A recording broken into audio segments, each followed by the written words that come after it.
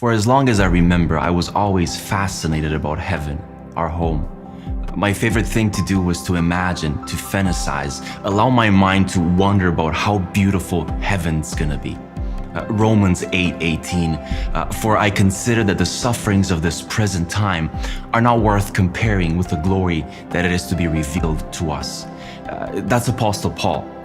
So what he's saying is that the hardest of trials here on earth are not even worth comparing to the beauty of heaven. If anyone has the right to say that, is definitely Apostle Paul. He's kind of like the Job of the New Testament. So what is it that makes heaven so irresistibly appealing? Jonathan Edwards, one of my favorites, said that heaven is characterized by the increase of joy. It's not simply about the existence of joy, but about that the first day in heaven is going to be so amazingly astonishing that it's going to blow our mind away. And then the second day better than the first, and then the third day better than the second, and so on and so on and so on. Imagine that for an eternity. In fact, Jonathan said this: the very moment we'll see Jesus face to face, we will wonder if we ever lived before that moment. That's how beautiful he is. So the joy and the love and the beauty in heaven is progressive, is incremental. It is not like the placid, steady state of a mountain lake where barely a ripple disturbs the water.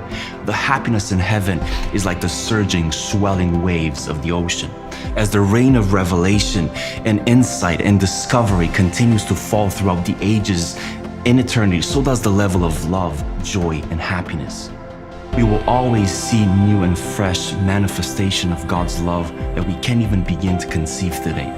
Have you ever felt like exploding when you felt God's presence in a worship service or a prayer meeting? I felt like I needed a bigger heart to contain all of my affection for God in that moment. Well, think about the joy's eternal increase, that every new experience with God producing more joy within you will feel like you are going to explode. God is going to expand your heart.